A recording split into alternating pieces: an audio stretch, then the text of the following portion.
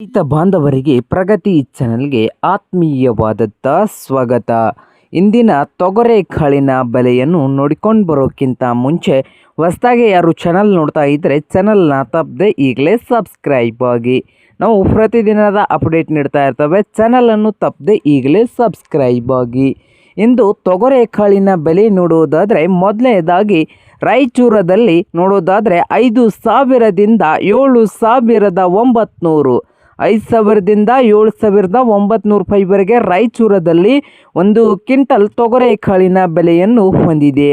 ಹಾಗೆ ನೋಡೋದಾದರೆ ಸಾಂಗಲಿಯಲ್ಲಿ 8,000ದಿಂದ 8,600, 8,000ದಿಂದ 8,600 ಸಾಂಗಲಿಯಲ್ಲಿ ಒಂದು ಕ್ವಿಂಟಲ್ ತೊಗರೆ ಕಾಳಿನ ಬೆಲೆಯನ್ನು ಹೊಂದಿದೆ. ಹಾಗೆ ಕರ್ನೂಲದಲ್ಲಿ ತೊಗರೆ ಕಾಳಿನ ಬೆಲೆ ಬಂದು 4,000 ರೂಪಾಯಿದಿಂದ 7,800, 7,800 ರೂಪಾಯಿವರೆಗೆ ಕರ್ನೂಲದಲ್ಲಿ ಒಂದು ಕ್ವಿಂಟಲ್ಗೆ ಬೆಲೆಯನ್ನು ಹೊಂದಿದೆ ತೊಗರೆ ಕಾಳಿಂದು.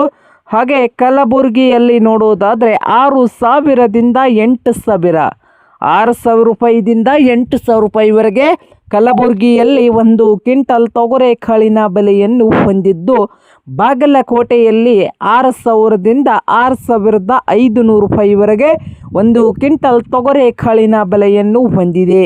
ಹಾಗೆ ವಿಜಯಪುರದಲ್ಲಿ 7,000ದಿಂದ 7,500 ರೂಪಾಯಿವರೆಗೆ ಒಂದು ಕ್ವಿಂಟಲ್ ತೊಗರೆ ಕಾಳಿನ ಬೆಲೆಯನ್ನು ಹೊಂದಿದೆ. ನೋಡಿ ರೈತರೇ, ತೊಗರೆ ಕಾಳಿನ ಗುಣಮಟ್ಟ ಹಾಗೂ ಅದರ ತೇವಾಂಶದ ಮೇಲೆ ಬೆಲೆಯು ಬದಲಾಗ್ಬೋದು. ನೋಡ್ರಿ ರೈತರೇ.